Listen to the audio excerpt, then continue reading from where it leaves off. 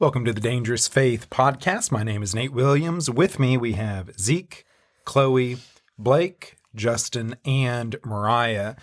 We're going to get to conflict resolution. What happens after the argument? What happens after the fight? How do we heal things? And but before we do so, we recently survived a major weather event. Justin, would you like to describe what happened on Friday? Well, this is Snowmageddon Part 2. Last year we had Snowmageddon Part 1, starring Bruce Willis. I don't remember him being here. Yeah, he was here. It was amazing. But we survived. Barely, though. Now, last night was Ice-Mageddon, so you could slip and slide without all the extra steps, and total your car. It's pretty cool. Did you slip and slide last night? Only a lot. Only a lot.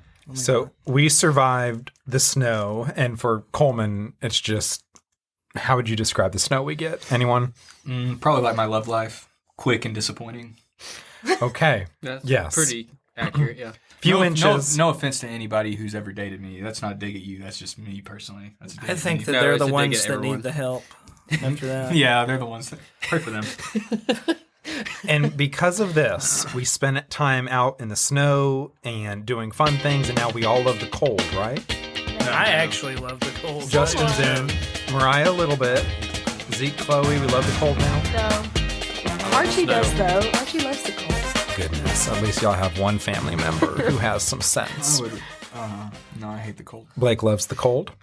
I'd rather be butt naked in Florida being chased by a crack addict than build a snowman. That is very common down there. Mm-hmm. It Right near has Disney happened World. before. He's speaking from experience, especially the buck naked part. The butt naked part.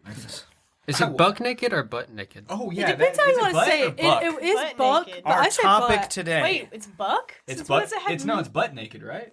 Butt She said makes it more was sense. butt. I've It's always always heard been buck. buck, but we say butt. I say What? butt. I never knew that. Justin Correct. stuttered. Which one is it? Justin stuttered.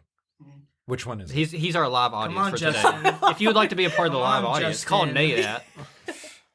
Moving on to our actual topic for today. We are all adults working adult jobs. I know we make you very proud, dear listener. But anyways, conflict resolution. Okay, so let's say you're with a partner, spouse. It could be your mom, dad, sibling, who knows. But you get into, let's say, pretty serious argument, pretty serious fight.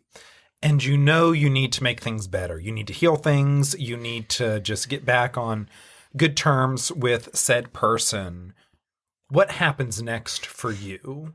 All right, just and we can ask clarifying details from there. But what do you do, Justin? Divorce. Right away.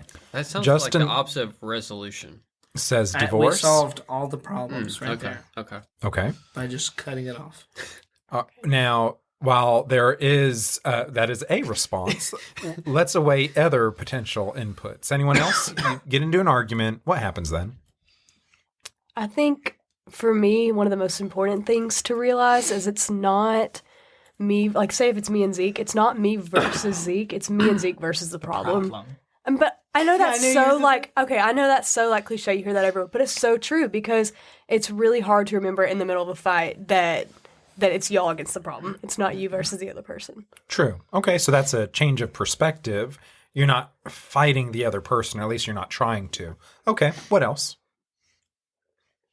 This Mariah? might be more in the midst of one, but I guess it could still be after. I know y'all probably all heard this phrase as a little kid. If you don't have anything nice to say, don't say anything at all. And so I think if you're a very reactive, like quick to jump at something person, maybe you should take that and be like, okay, I don't have anything nice. That's definitely what I do. Which I know not saying anything at all, you obviously should say something, you should continue on for the resolution of the conflict. But I think if you're hot-headed and don't have anything great to say right then, you need to take a moment and be like, okay, evaluate your steps before taking any. Like, Yep. Yeah. I just do deep self-reflection. I'm like, Do you? how much of that was my fault? Like, truly my fault. And then be able to say sorry for everything that I did. That's how I like to resolve things is like, yeah, I just realized like what I did wrong, where I was at fault. I'm going to apologize for that. And then go based off their response off of that. So I do something very similar to that, where I just realize that it's literally never my fault, and it's yeah, good always point. the other person that's to blame. Yeah. And if you're always right, you can never be wrong. So, I thought is that I was right? wrong one time, That but is then right. I realized I wasn't. I was Yeah. wrong about being wrong, actually. Sure. Oh, Zeke, I think serious people, so Mariah and Blake, I think y'all actually did a good job of explaining exactly what James talks about. Yeah. With Mariah, your point of being, I don't want to just say something that could be hurtful or harmful. So James talks about how it's important that we be careful with our words because our words can bring life or death. Yeah. And that's a pretty extreme way of putting it, but I think we take that for granted. So I applaud you for that. I think that's good. And then Blake, you said, self-reflection. I think there's that's also James because he says like be slow to speak, quick to listen, and slow to anger. I may have got those out of order, but point still stands of speaking is the thing that we shouldn't just jump into. Both of you are kind of saying the same thing, but also the self-reflection. And that's been the case for us. So just I don't get this from biblical anything. It's just something we've done, and it worked for us. And if it works for someone else, awesome. But if we're upset about something, like in our marriage, or it could be within a friendship, if it's something that we're upset about, we try, if we're not sure if it's something serious enough, we try to take 24 hours before we say anything. And if, like, for example, if I'm mad at or annoyed with Chloe at something or just mad or whatever, and I go 24 hours and I've already forgotten about it, obviously it wasn't a big enough deal to matter. But if I'm still dwelling on it 24 hours later, and I've had time to reflect on it, is this just me or is this something serious? If I'm still thinking about it 24 hours later, I'll bring it up and we'll discuss it. Chloe? I think it's also really important to like acknowledge like the time and place that you're in when you're having an argument, because me and Zeke, it's funny, we found that most of our arguments we've had are like right before we're about to go to sleep. Like we're about to go to bed, because we spend all day apart. He's at work, I'm at school, and then when we finally come together, and then like at night, I just want to like say everything, and then it's like leads sometimes, not always, but leads to an argument. And a lot of people will say like before you get married, don't let the sun go down in your anger, but I actually disagree with that because So you would say to stay angry. There's a no. I would say sometimes you need sleep for your mind and your body to function appropriately. And I don't think that you need to stay awake, because the longer you stay awake, the more tired you're going to get, the more irritated you're going to get, the more angry you're going to speak. Like, it just leads to all these things. So sometimes you just need sleep. And then the next morning you'll wake up and be like, wow, that really wasn't even a big deal. True. Yeah, there's a sense in which because that does come from the Bible, so I get where people are coming from. And maybe there are times where you need to work something out. But I know for us, the majority of the time, like you said, like it's been, if I'm frustrated and upset, I can tell I'm not thinking clearly because I'm tired. And at that moment, like I can just say like, God, I know I'm angry. Please take this away from me. And I'm going to try and rest. And then 99 times out of 100, I wake up, I'm like, I'm an idiot. Like I'm not angry anymore. Like I realize how stupid and cranky But then there's that 1% where you're like, I had a point. No, it hasn't happened yet. And I do think that like that is biblical. So I'm not saying like I disagree with the Bible. I'm just saying like sometimes you need it in a certain context. Like The passage you're referring to, I think it does make a good point. You want to let go of your anger before you go to sleep. So that's a healthy thing to do. However, that doesn't mean you have to solve all your relationship issues that night. Yes. They're two separate issues. One, let your anger go so that you can go to bed. Two, but if there's something to work on or work through in a relationship, you can address it the next day. We try to put those two things together of, to solve my anger, we need to talk till 2 a.m. in the morning and figure this out. That's not what Paul is saying there. So I think that is a good distinction. What happens when, let's say there's an incident, argument, fight, you may be slightly in the wrong, more or less, but let's say it's mostly the other person. You're actually correct. It's mostly their fault. They won't recognize it. They won't acknowledge. They won't admit. They won't apologize. And now you're left with this. You're angry. You're bitter. You're holding on to it, but they're not going to respond in any sort of way on their end. What do you do in those situations? Okay, so I'll speak, because obviously, depending on the situation, it could be different. So I'm just going to speak from if this is a friend, kind of thing where it's like they're so mad, like, but they've done something wrong. I'm not saying you've done this, Justin, because this isn't you. You apologize for literally nothing. But for me, what I like to do, because I've actually had to deal with some of these situations with people, is one, if I am so angry, I do not speak to them. And not just out of rudeness. It's just like I don't want to say anything to make the situation worse. So I won't talk to them. And I'll get as far away from the situation as I possibly can. And then immediately, this is like, so I'll get away, won't say anything, I'll leave the situation, and then I'll find a quiet place, and I'll actually go in prayer. And I'll pray, not just for my anger, but I'll also pray for them as well. And not some like cynical, like, God, strike them down, like, like nothing like that. Like genuinely ask God for reconciliation on this and to be with them. Because most of the time when things get that bad, there's some underlying issue that's more than just the problem that's being presented, if that makes sense. Yeah. I think, so you kind of said, what would our reaction be if they will not let down? There's no, like, it's their Let's say, way. they're mostly in the wrong, but they're not going to admit it. So definitely, I feel like, okay, I'll give you an example. So say you have a parent who kind of, what's the word? Estranged from them? Is that the right word to use, maybe? Estranged, yeah. Like an estranged parent. Anyway, and you know that they're in the wrong. There's been some things that and they'll never apologize. And they never will. There will never be a day that parent will ever say they're sorry for any of those things. I think you just have to accept that that's the way that things are going to be. And that's the way they are. And you just have to let it go and be like, you know what? Okay. So accept, let it go. I like that, Mariah. Chloe? I think you need to be really humble and first acknowledge what you've done, because you said there was like if you've done something, more maybe minor. you did something minor to. Yeah, so maybe first start with an apology and a humbleness of what you did. But I think something that was most important we learned in our premarital counseling, this applies to any kind of relationship too, is do not use you statements. We learned this thing in one of our books that says, I feel blank when you blank because blank. And that puts that's like putting it all on the table. That's like how you feel when this person does this. It's not saying you do this and you were like this and you said this. You're not keeping score. Like you're not, bringing up all their faults and how they're wrong. You're just bringing up how you feel when they do a certain action. It's not putting all the weight on them. Okay. So be careful, how you talk about it, because being accusatory doesn't often help, if are you ever. adding fuel to the flame, or are you trying to put it out? Your words can do both. Justin, you wanted to share something? I don't think it's relevant, actually. I was actually going to share something that I learned from Justin that he taught me.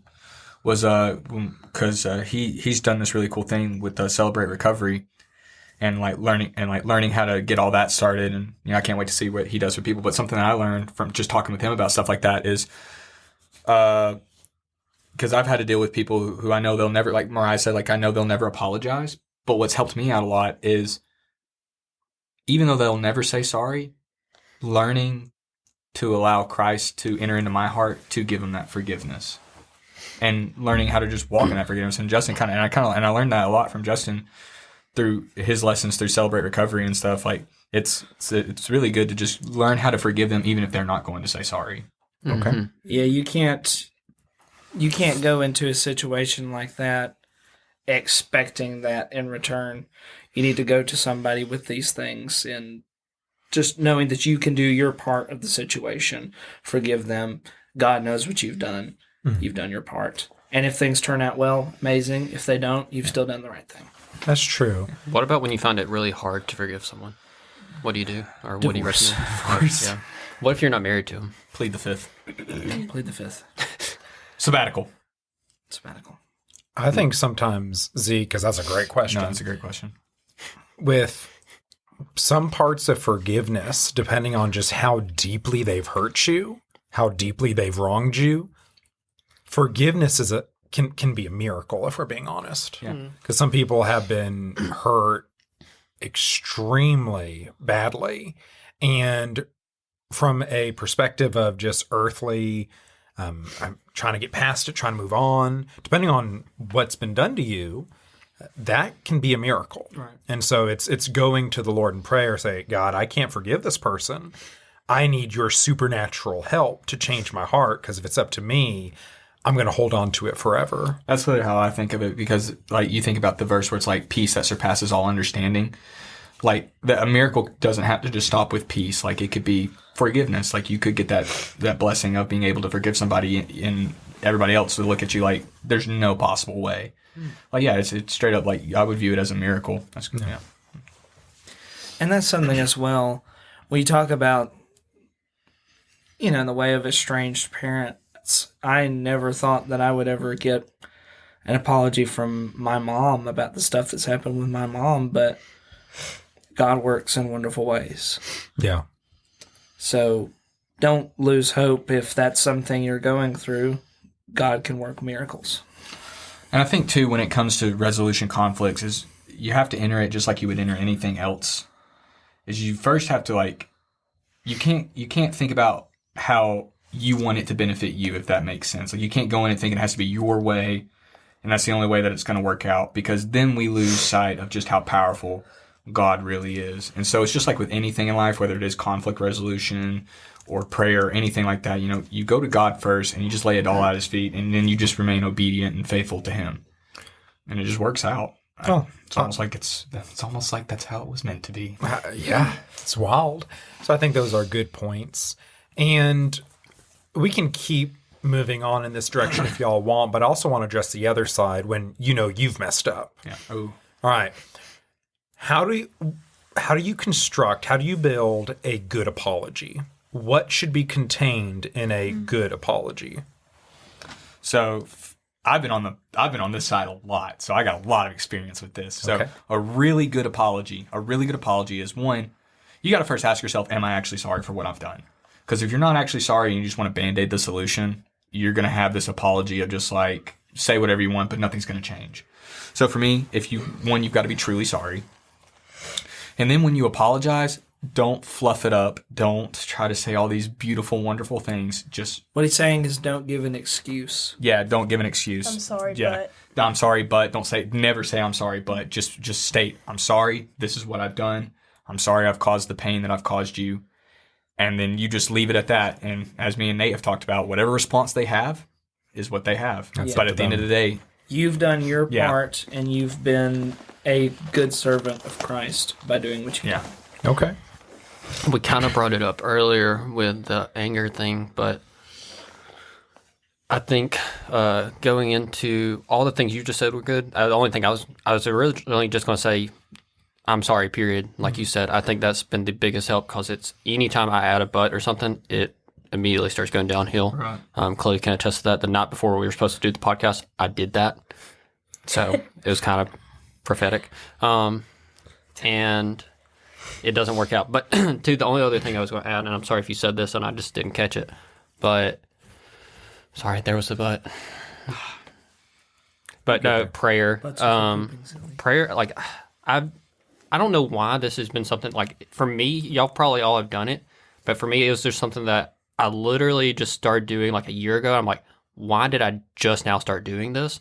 And it was like over something small things. Like my mom was getting on my nerves about something, and I just felt like so much hatred and anger about something so stupid. And I was like, I finally was like, God, please help me. I take this been anger doing away. that. Dude, I've like been doing praying it, yeah. about it. I'm just like, as a Christian, that should have been my first instinct. But like, I'm 28 and I'm just learning about it at 28. I literally just started doing it like a couple months ago. So like, I know I'm with you. Like, yeah, I'm like, why didn't we think of this to begin with? Yeah, I don't know. But it helps a ton. Yeah.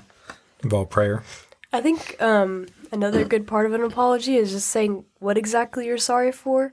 Because I just know that there's many times, like in my past with my parents, like I would just say I'm sorry just to say it. Like, so they'd be like, oh, you apologize, great job. But like, if you actually can tell the person what you're sorry for, you recognize your wrongs and you want to try to change from that next time. Yeah. I think that's good. And then, and this is like on the last part of like, so, we apologize, we say what we like, don't give excuses and stuff like that. When you're done with your apology, where I think a lot of people get it wrong, is like they'll give a good apology. And this is literally speaking from experience. Mm-hmm. This is not like, I've literally made this mistake plenty of times. Respect the boundaries after. Don't try to like overstep anything. Like just because you got an apology doesn't mean everything's back to normal. Their trust is still broken. They're still hurt. There's still healing that needs to be done. So the best thing you need to do is whatever boundaries are set. Like if you break up with somebody and you know you've apologized, like let's say it's just a nasty breakup, you admit you're wrong. Respect the boundary. Don't try to make things go back to normal. Don't try to force situations to be normal again. Respect boundaries and heal.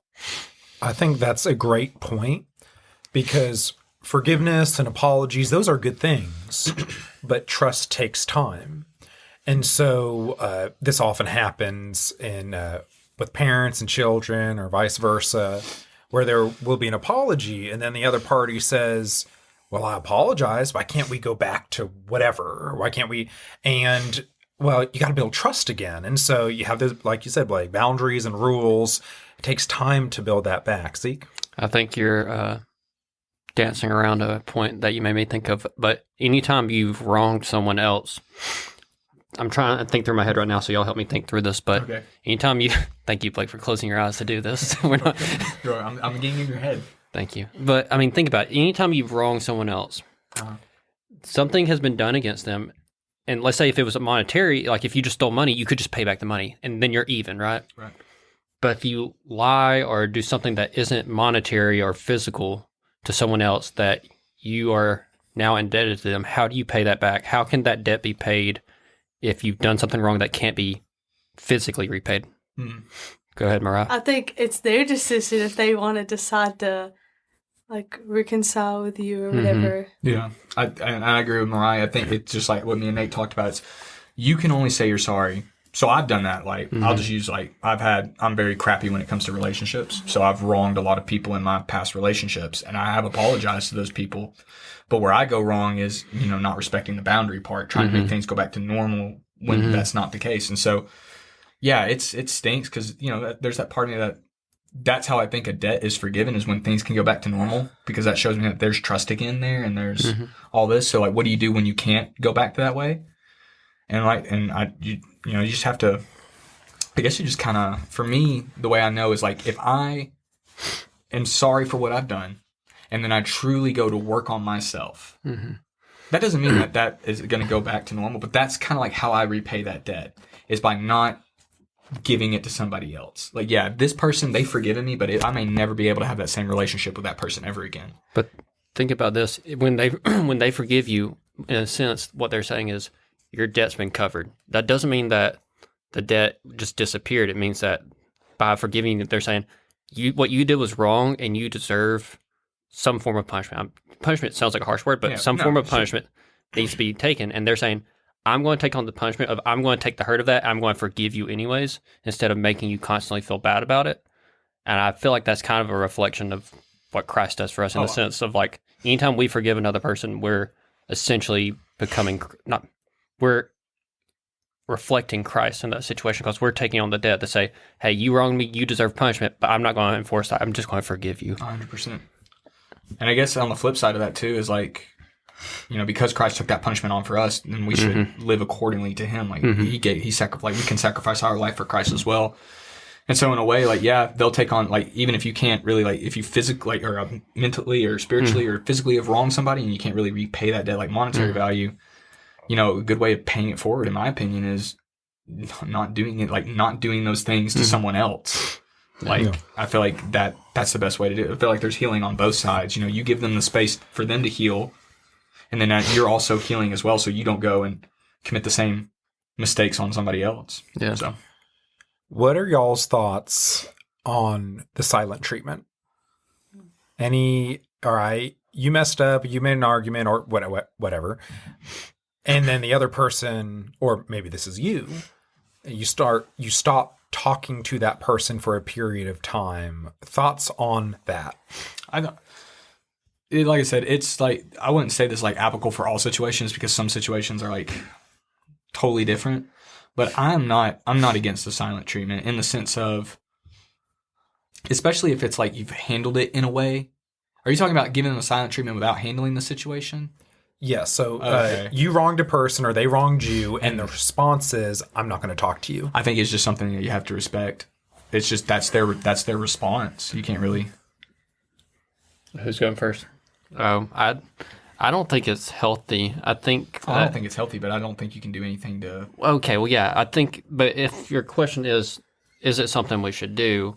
I'm going to go back to my original one of like we, in a sense, say that we're going to set the thing to the side for a 2nd.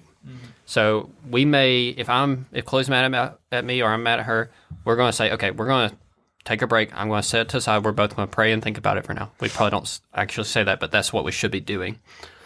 And in a sense, we're silencing the issue, but we're not giving each other silence. We're not punishing the person and saying, oh, I'm not going to talk to you at all because of what you did. I don't know, maybe. I'm trying to think of a situation where that would be healthy. I can understand wanting distance and telling the person like, hey, I just need time right now. Yeah, that's I need distance away. That's not the same as just not saying anything, saying, Are we talking about literally. Are we talking about ghosting, where you just ghost someone?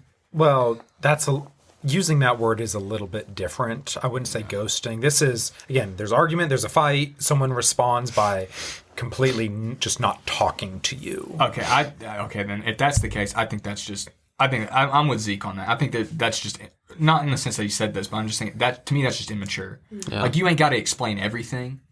If you just say the words "I need time" and then you don't want to talk, I'm okay with that. I do see a little bit of immaturity of just not saying anything at all. Yeah, that's just lack of communication. Unless it's like there's probably a situation, I'm not thinking of like abusive or something like that, but I'm just talking about general, I'm mad at you for something stupid you did. Yeah, like I can think for me specifically, times at work I've fought with a coworker or something like that.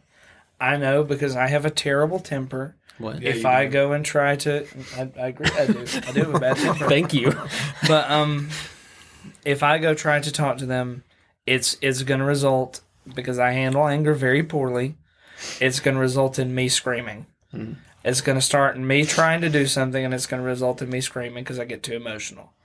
So I do that, but it's not for like a long period of time. It's more like do the quote-unquote silent treatment for like really no more than a week.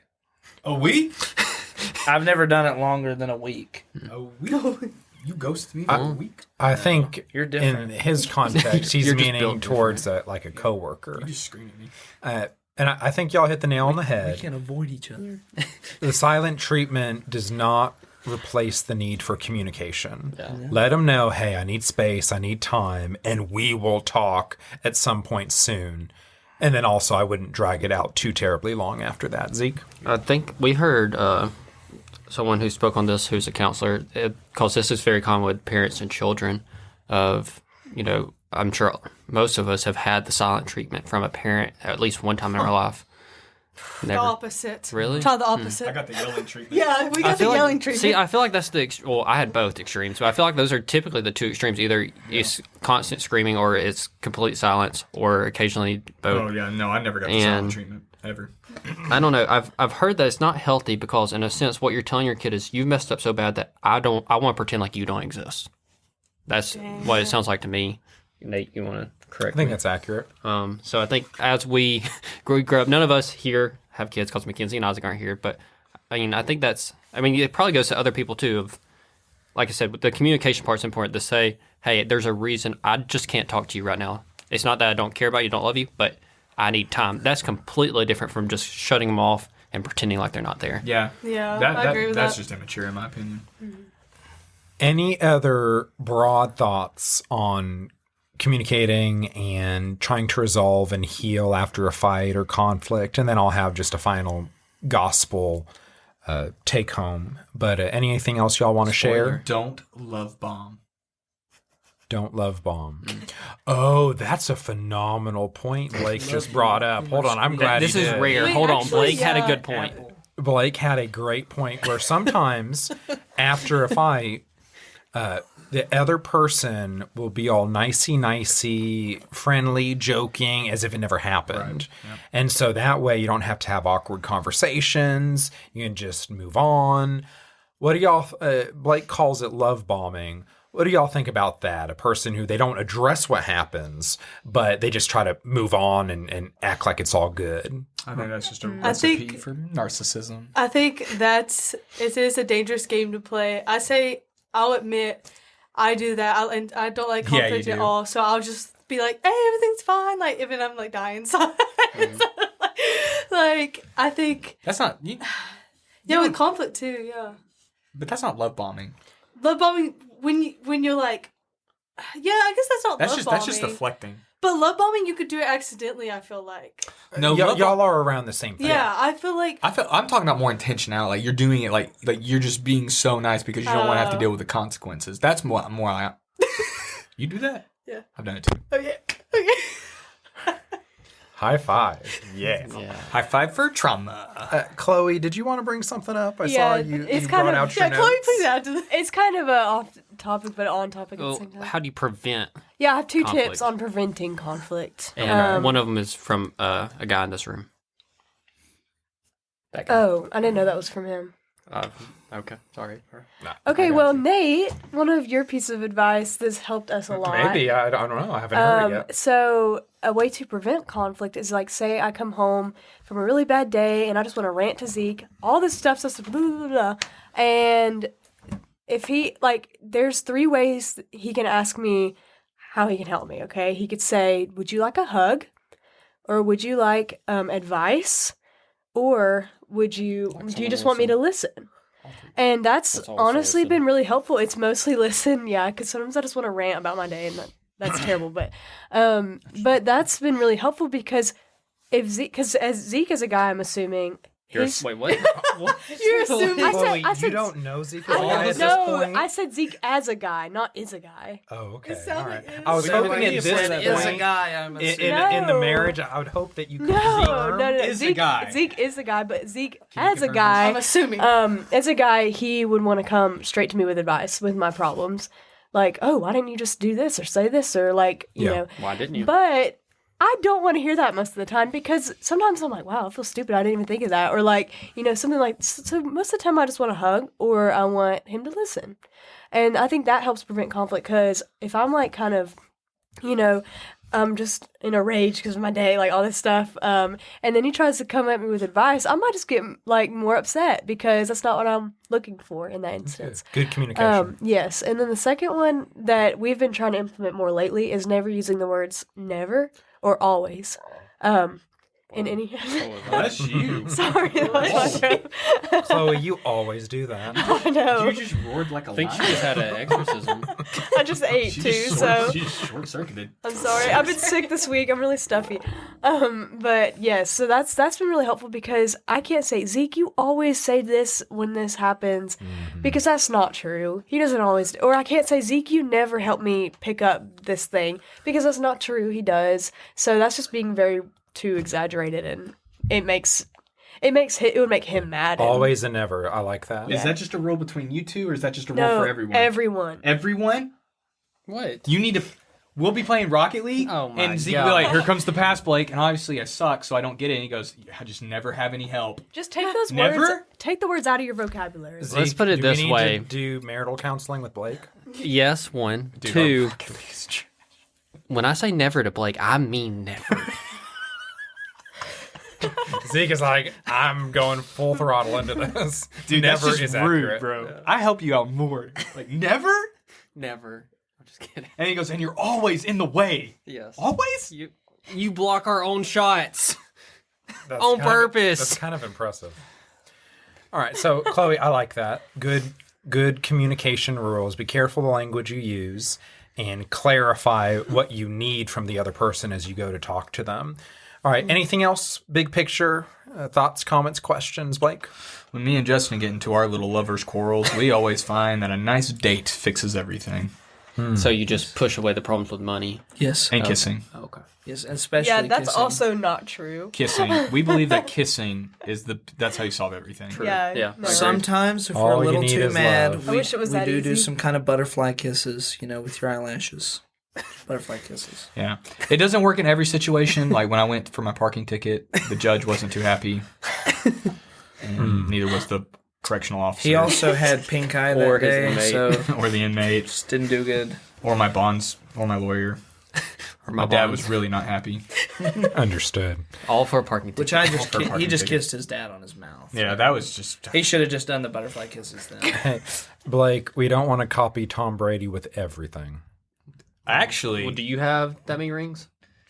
do you kiss your son? Well, I have the ring that matters. Tom Brady lost his. Lord of the Rings. Ooh, Oh, shots fired. wow. I didn't know that. Hey, Tom You Brady. didn't know I he didn't got know that- divorced no, from I don't Giselle? keep up with Yeah, he Tom chose Brady. ball. She doesn't know who Tom Brady, is. if you're listening to this podcast, we know how to get your marriage back. Jesus.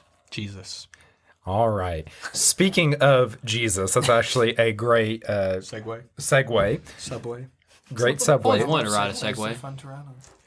Ultimately, with forgiveness and conflict resolution, we seek harmony in our relationships because ultimately that's what God's done with us.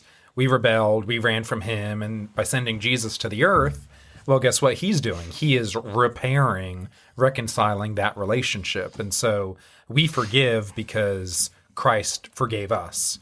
So we can't call ourselves Christians if we then don't forgive those around us and we don't try to heal and mend and repair relationships. And you go into Matthew, blessed are the peacemakers. Notice Jesus didn't say blessed are the peacekeepers. It's peacemakers where we make peace where there was none before. And so that's something that we need to be known for. But anyway, it's all right. Enough of my rambling, I think that deserves Blake's- a standing ovation. sarcastic clapping. Just you. Okay, cool. Let's see. I'll Who die on this. has not taken us home? Finish the Mariah. episode. Mariah. Take us. No, she's taking us home. Justin hasn't been here all She year. did the Bob Blake, Dylan remember? impression. The Bob Dylan impression that wasn't very Yes, good. we're- Justin hasn't been here all I'll say the year. first part. Justin, it's been a moment since you've been in a relate. Whoops. My bad. I meant, I don't know why I said that. I said Wow. in a podcast He said it's been a episode. moment since you've been in a relation, and then he caught himself. I was like, I don't know why I said that. Podcast episode. get him. Get him. Relation Take us home. podcast episode. Take us Wow. home. You take us home by Take us taking home. Nate to the cleaners. Well, I just want to tell you, Nate, it's been a moment since you've had a forehead smaller than the size of Antarctica. So shut up. Go off. Keep going. What I've next? actually worked with my sermon illustration today. Boom roast. You look like great value Jesus. Boom roasted. That was good. Thank you. I think we could just end it right there. Have a good day. Bow, bow, bow, bow.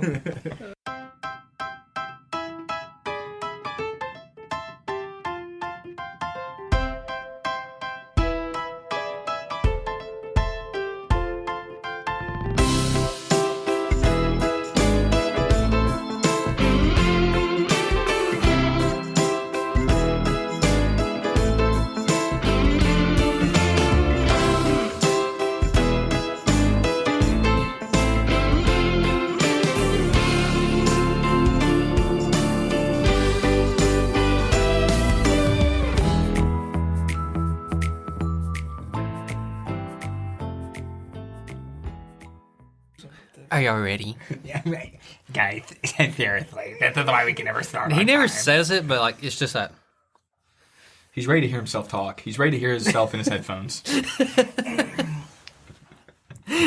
He just plays all the old podcasts on loop. But he edited it to where it's only It's him just him. talking. The best of Nate Williams. And it's just all of us cut out. They're all private, and so only he can get access. Time for my nighttime ASMR. Hello, Nathan Williams. You're listening to Nathan Williams. No, it's him giving himself daily affirmations like, you did so good today, Nate. You're the goodest boy. There's no one like you. All right, we're ready. Okay, we're good. Your dad's not upset you're not a lawyer.